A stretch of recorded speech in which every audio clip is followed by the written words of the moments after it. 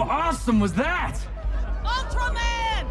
Stop showboating and do your job! Well, I'm Tessa Smith with Screen Rant. We are here at New York Comic Con, and I am with Christopher Sean. How's your con going? It's been amazing so far. I'm just really excited, and the cool thing is some people actually know who I am. There you go. I mean, Ultraman Rising came out in the summer, and instantly the internet started to thirst for Ken Sato. So how did that feel? What was that like? That wasn't the key demographic. It was quite fascinating to watch the tens turn into hundreds of millions of thirst trap videos across countries around the world. It was amazing, and I say, you know what, kudos, hats off to Shannon, Mark Hames for writing an amazing script, and the entire team at ILM for making a very, very good looking character. And what was it like working with Shannon? Talk about a man with a vision. He'd been working on Ultraman Rising for 23 years. Mm-hmm. So he's stubborn, but he's the best kind. When I mean, he knows what he wants, and he's so kind to listen. And if it works in his manifesto, he's gonna take it and make it work. And that's what I love about him. He's so collaborative, and to me, he's a savant. I think he's wonderful. And what has it been like to be part of the Netflix family now? Oh man, talk about the giant in the industry. When you talk about Ultraman being, Asia's biggest superhero, to me, you think about the biggest superhero of America. Well, it's Netflix, and the world. It's Netflix. Yeah. So it's nice to be on the same team. Yeah, absolutely. So this was my introduction to Ultraman, and I felt like I didn't need to go and research anything. I felt like I knew exactly what was happening. And so can you talk about them, including things for longtime fans, but then obviously this is also a good introduction for new fans? Yeah, the great thing about Shannon and Mark Hames, and they just wrote such an inclusive script. You don't need to know any of the lore. I mean, Ultraman started back in 1966, and it's been going since. There's over 40, maybe almost 50 iterations there of Ultraman, maybe more, excuse me. But the movie itself, there's a beginning, there's a middle, there's an end. It's all love. There's great character arc. It's intergenerational relationships. Myself, I can relate to the character so much so because, he's half human, half alien, which has been said out loud. And he moves from one country to the next, feeling isolated, feeling almost like an outsider looking in. And he becomes a father. So there's many tropes in this story that are literally aligned with my life. So I think the great thing about the movie, going back to your question, is that it's such an iconic and legendary character, but you don't need to know anything about that when watching the film. As you said, you can just enjoy it, go on the ride, cry your eyes out, laugh your head off, and just enjoy the movie, leaving knowing that now you are an Ultraman fan for life. Mm-hmm. It's true. What does it mean to you that this could be the introduction for a new generation of fans? Man, it's interesting because for me, I had my franchises that I love, and I still go to. I mean, coming here, I can talk about so many of these booths. I can go down the line and be like, this is when I saw this, and this is how I know this character. But to be that introduction to not only a fun and amazing movie, but an iconic franchise, mm-hmm. It's surreal. It doesn't feel real. Like, I still feel like I'm dreaming, and I'm pretty tired here, so I might be dreaming.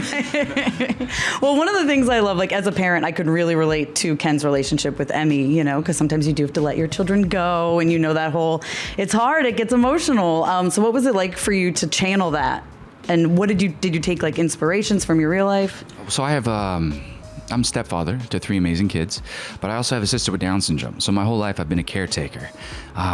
But becoming a stepfather in that aspect, I met my youngest at 5, mm-hmm. and he was a little monster himself, a little baby kaiju.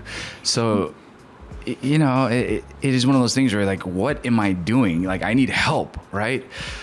So I could relate in so many ways, feeling like a fish out of water, but learning to love. And when I see my stepkids, when I see my kids start taking on mannerisms and listening to life advice that I give them, and I'm like watching them become these people that I'm so proud of, it really does make my whole world spin. Like, my priorities are work hard so that they can be happy. And I can relate to Ultraman in that same way, right?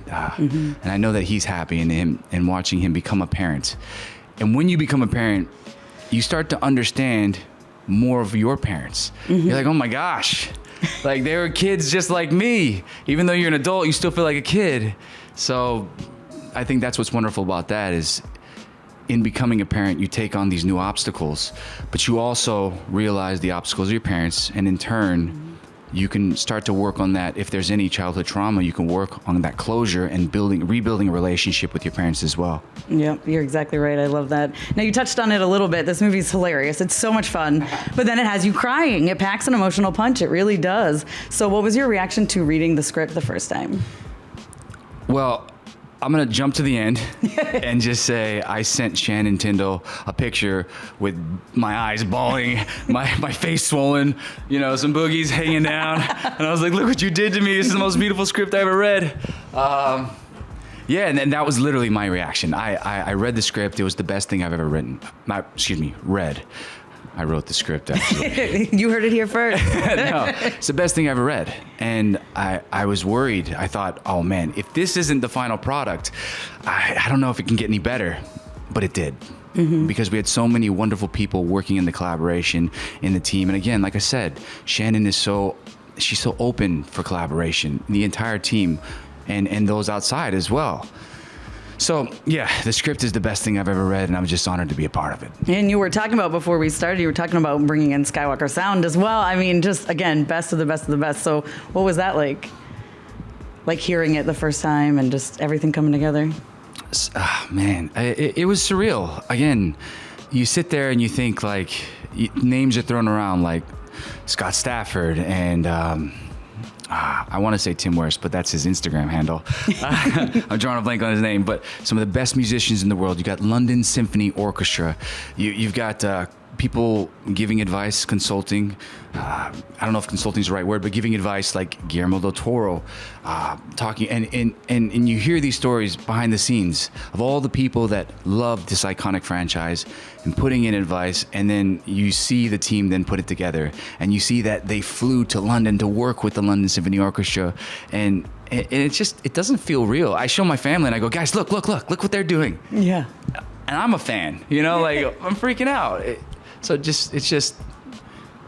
It really is like, it makes me feel like they've given me an opportunity to live out my dream, and I'm just very honored. I love that so much. Now I got to switch gears a little bit. Don't do it. I'm so sorry. But you've voiced some DC characters before. Would you ever want to come to live action? Or have you talked to James Gunn at all? You know, James and I, we talk all the time. I've done two. I played Nightwing in DC's Gotham Knights, which is really awesome because I'm the first Asian American to portray Nightwing. And I also play Toyman, who's Suicide Squad's engineer, savant, genius boy. And it's nice because he's a Hapa. I think he's the only Japanese American mixed character, which is really nice. But jumping onto the on-camera live action, I would absolutely love that. I've trained my whole life doing martial arts. Again, many of these people they were my role models growing up. The way I eat, the way I train, the martial arts I learned, so that I could portray them live action. So if there's ever that opportunity, I'm ready. So James Gunn, call him. James Gunn, pull the trigger. He was here yesterday. You could go find him, track him down. That'd be have awesome. A conversation. I would have too much respect. I'd be like, yes, sir. Thank you, sir. Well, thank you so much for your time. Thank you. Thank you. I appreciate it. Did you see the tattoos, guys? Golly. Right? Speaking of James Gunn. Speaking of art. Yeah. Thank you so much. Thank you. Thank you. She is not a thing, Ken. And we've never seen an infant kaiju. In fact, no one has. Great. Super helpful. Yeah, I think I'd be better off asking Siri.